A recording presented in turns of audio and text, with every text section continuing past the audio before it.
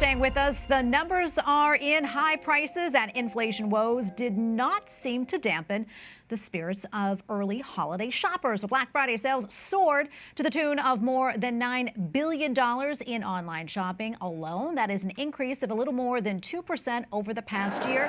That is according to Adobe Analytics. Cyber Monday, staying in stride, was still the biggest online shopping day of the year. And with us tonight in our studio is Antoni, Research Fellow for Regional Economics at the Heritage Foundation. EJ, welcome. Thank you so much for being on. Tracy, thank you for having me. Absolutely. So break this down for us. I know a lot of people were kind of struggling to put some food on the table over Thanksgiving, but yet we saw those really strong retail numbers for Black Friday. Sure, we had our most expensive Thanksgiving ever, and a lot of people are wondering where are consumers getting all of this money, because we're spending more this Black Friday, this Cyber Monday, for example, than we did last year. But I think one of the things that we need to pay attention to is just because we're spending more money doesn't mean consumers are actually able to buy more actual stuff. And so we're seeing prices rise even faster than the total spending on goods and services. In other words, consumers are spending more, but actually getting less. And what did these consumers buy this Black Friday? Were there high-ticket items or lower-priced items? You know, it's been a real mix, and there haven't been any significant standouts when we compare it, for example, to last year's data. Another thing I want to touch on, too, is the topic of retail theft. I mean, that's really a big topic there. I know last week Target reported a 50% profit loss, and they say that has to do in part to shoplifting, which is a problem there. And I know it's not just hitting the bigger retailers. Also, it's a big problem for small businesses. Absolutely, especially when you consider the fact that these small businesses have much thinner margins on each item, so that at the end of the day, when you have one item stolen from a small business, that represents a much more significant loss than when you compare it to one of these large corporations. But I think that issue in particular points to the larger systemic problem of a cultural rot in our society that tolerates that kind of behavior, this retail theft. Yeah.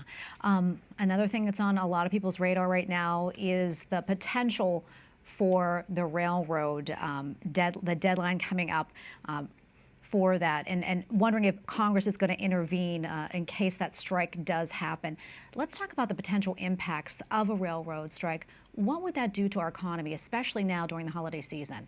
Sure. I think the best way to frame this is that if you think about during the pandemic, all of the shortages and things that we had because of the government-imposed lockdowns, remember that railroad workers were considered essential.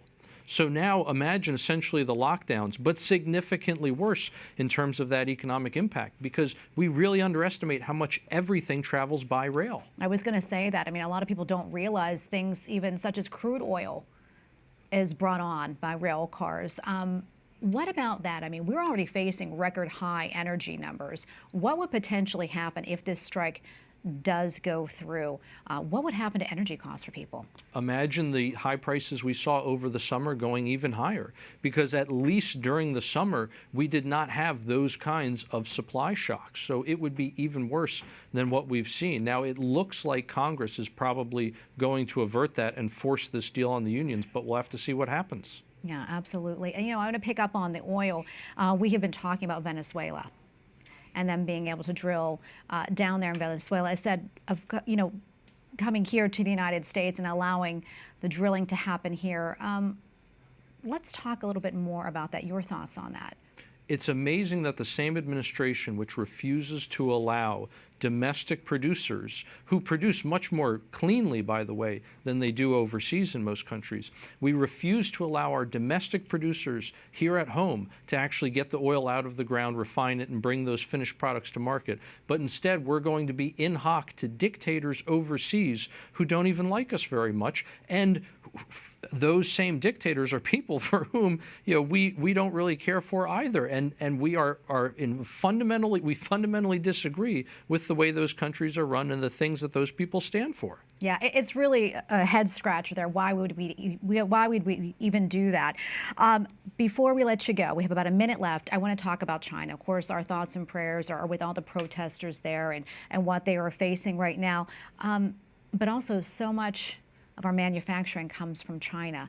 How do you see this playing out, and what could be the potential impact on the global markets and here in the United States if this continues? Well, speaking of dictators overseas with whom we fundamentally disagree, right?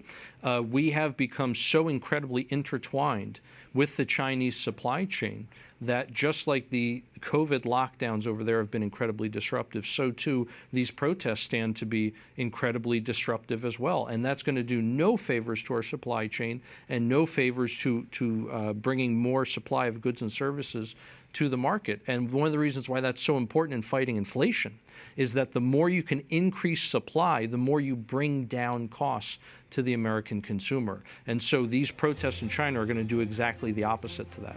Yeah, AJ, we're going to leave it right there. Thank you so much for coming on. We really appreciate it. Tracy, thank you for having me. Absolutely.